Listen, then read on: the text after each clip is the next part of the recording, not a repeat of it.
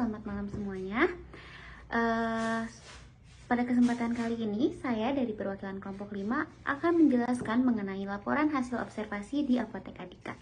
Sebelumnya, izinkan kami memperkenalkan diri. Nama saya Fadia Yasmin dengan NIM 2306966. Lalu ada teman saya Fauzianur Agustiani dengan NIM 2305517.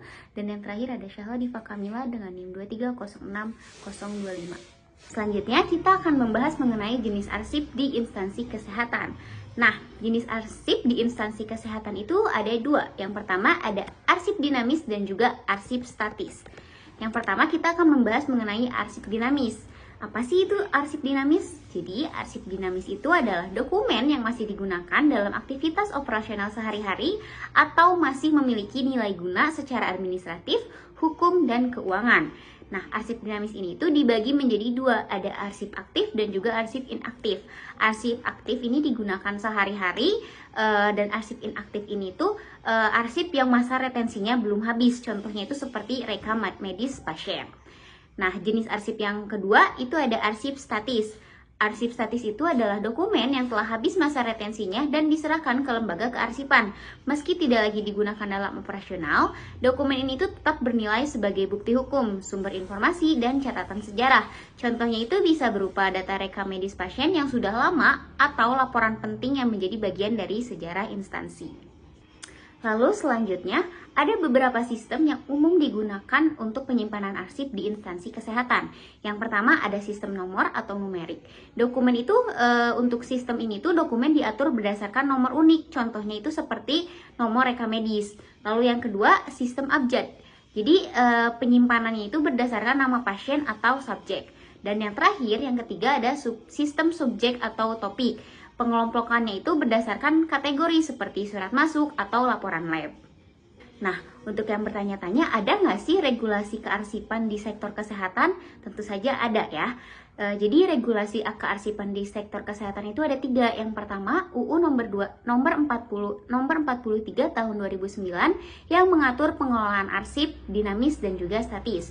Lalu yang kedua, ada Permenkes nomor 269 tahun 2008 yang menetapkan standar penyimpanan rekam medis minimal 5 tahun untuk arsip aktif. Dan yang terakhir, yang ketiga itu ada ISO 15489, yaitu standar internasional untuk manajemen record yang menekankan integritas, keandalan, dan keautentikan arsip.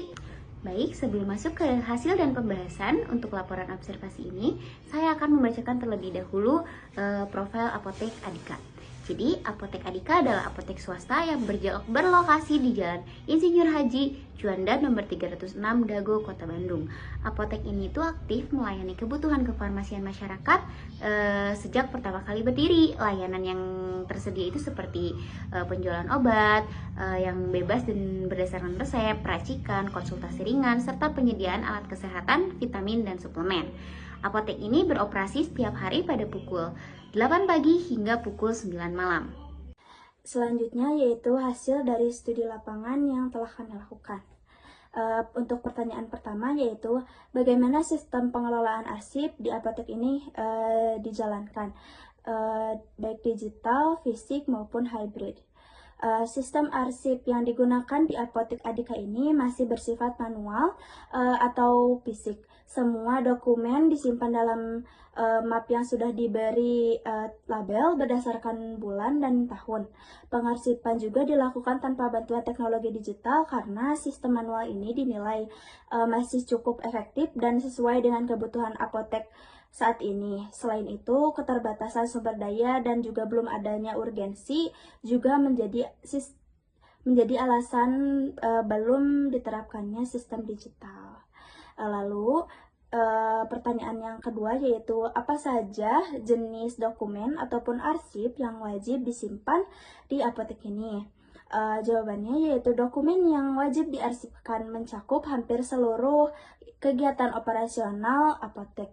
Beberapa di antaranya adalah salinan resep dokter, data pembelian dari distributor, rekap transaksi harian, baik tunai maupun non-tunai, serta laporan keuangan. Semua dokumen ini disimpan dalam bentuk hard copy dan disusun secara sistematik agar mudah diakses saat dibutuhkan, terutama untuk audit dalam pemeriksaan dari pihak berwenang. Pertanyaan yang ketiga yaitu apakah ada kebijakan retensi ataupun penyimpanan arsip? Berapa lama dokumen tertentu harus disimpan sebelum dimusnahkan? Lalu Apotik ini menjawab bahwa Apotik menerapkan kebijakan retensi arsip selama 5 tahun. Setelah masa retensi habis, dokumen akan ditinjau kembali untuk menentukan apakah masih perlu disimpan ataupun dapat dimusnahkan. Peninjauan ini juga dilakukan dengan mempertimbangkan jenis dokumen dan nilai gunanya bagi keperluan administrasi ataupun legal. Jika sudah tidak relevansi, maka pemusnahan dilakukan sesuai prosedur yang aman. Lalu pertanyaan yang keempat yaitu bagaimana cara memastikan keamanan dan digital, misalnya dari peretasan ataupun kebocoran data. Karena belum menggunakan sistem digital, seluruh pengamanan arsip dilakukan secara manual. Dokumen fisik disimpan dalam lemari yang dikunci dan hanya bisa diakses oleh staf tertentu. Dengan sistem pengamanan ini, Apotik berupaya meminimalkan risiko kebocoran, kehilangan, ataupun penyalahgunaan data. Selama akses dibatasi, keamanan arsip dinilai masih cukup terjaga. Lalu selanjutnya pertanyaan kelima, apakah pernah terjadi insiden terkait arsip, misalnya dokumen rusak ataupun hilang? Bagaimana penanganannya? Jawabannya yaitu selama ini Apotek Adhika belum pernah mengalami insiden besar terkait kehilangan ataupun kerusakan dokumen. Hal ini juga karena arsip disusun secara rapih dan disimpan di tempat yang aman, jauh dari kelembapan ataupun resiko kerusakan lainnya. Dokumen juga dikategorikan dengan baik sehingga mudah ditemukan saat diperlukan. Lalu pertanyaan yang keenam, apakah pernah terjadi insiden terkait arsip ataupun misalnya dokumen rusak ataupun hilang, bagaimana penanganannya? Tidak ada satu petugas khusus yang menangani arsip. Sebaliknya, setiap staf bertanggung jawab atas dokumen yang berkaitan langsung dengan tugas mereka. Misalnya, staf bagian transaksi bertanggung jawab terhadap laporan penjualan, dan staf bagian pembelian mengelola bukti pembelian. Sistem ini juga mendorong tanggung jawab individu dan efisiensi kerja. Baik, selanjutnya saya akan menjelaskan tentang pembahasan setelah hasil dari studi lapangan yang telah dijelaskan sebelumnya oleh rekan saya. Pada pembahasan kali ini, yang pertama itu ada sistem pengelolaan arsip yang ada di Apotek Adhika. Jadi pengelolaan arsip di Apotek Adhika ini masih dilakukan secara manual, dengan dokumen fisik disimpan dalam map-map khusus dan dikelompokkan berdasarkan bulan dan tahun, dan disesuaikan juga dengan file apa yang diarsipkan. Kemudian ada yang kedua itu ada jenis arsip yang dikelola.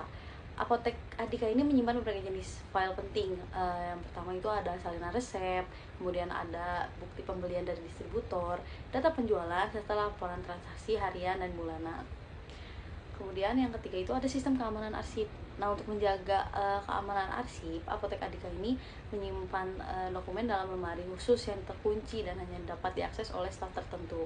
Ini menunjukkan bahwa kerahasiaan dan integritas dokumen diperhatikan. Selanjutnya saya akan membahas mengenai sistem penataan arsip. Jadi Apotek Adhika ini menata arsip dengan mengelompokkan dokumen berdasarkan bulan dan tahun, kemudian diberi label untuk mempermudah identifikasi. Ini merupakan metode yang sederhana ya dan efektif untuk mendukung pencarian dokumen gitu, untuk mempermudah pencarian dokumen yang diperlukan. Kemudian ada jangka waktu penyimpanan arsip. Jadi dokumen-dokumen di Apotek Adhika ini disimpan selama 5 tahun sebelum diputuskan untuk dimusnahkan atau disimpan lebih lanjut. Kebijakan ini sesuai dengan praktik umum di banyak instansi yang menetapkan masa retensi berdasarkan nilai guna dokumen. Baik, kemudian yang akan saya bahas adalah petugas pengelolaan arsip di Apotek Adhika. Jadi di Apotek Adhika ini tidak terdapat satu petugas khusus yang menangani seluruh arsip. Sebaliknya, tanggung jawab pengarsipan dibagi berdasarkan tugas masing-masing staf. Jadi seperti yang sudah dijelaskan tadi, bahwa setiap staf ini bertanggung jawab untuk mengelola arsip sesuai tugasnya masing-masing, seperti staf keuangan mengatur arsip jual beli obat-obatan yang terjadi di Apotek Adika. Baik, kemudian saya akan bahas kendala dalam pengelolaan arsip. Jadi salah satu kendala utama dalam pengelolaan arsip di Apotek Adika adalah keterbatasan ruang penyimpanan serta belum adanya sistem digital untuk mendukung perarsipan. Dokumen yang menumpuk dalam bentuk fisik bisa menjadi masalah seiring waktu, terutama jika volume transaksi semakin meningkat. Juga ada resiko bahwa jika arsip masih dilakukan secara manual, bisa saja terjadi adanya kerusakan seperti hilangnya surat, atau karena kurun waktu yang lama, jadi kertasnya mungkin sudah sobek atau terkena air, cairan. Baik, kesimpulan dari hasil penelitian yang kami lakukan ini adalah pengelolaan arsip di Apotek Adika ini masih menggunakan sistem manual dengan mendokumen fisik berdasarkan bulan dan tahun. Sistem ini sederhana dan tidak tergantung pada teknologi, namun memiliki kelemahan seperti risiko kerusakan, keterbatasan ruang, dan pencarian data yang tidak efisien. Arsip yang dikelola meliputi resep, bukti pembelian, laporan transaksi, dan keuangan dengan masa retensi 5 tahun. Keamanan dijaga melalui lemari terkunci dan pembagian tugas staf. Lalu untuk kendala utama adalah belum adanya sistem digital yang mendukung efisiensi jangka panjang. Sekian yang dapat saya sampaikan. Terima kasih.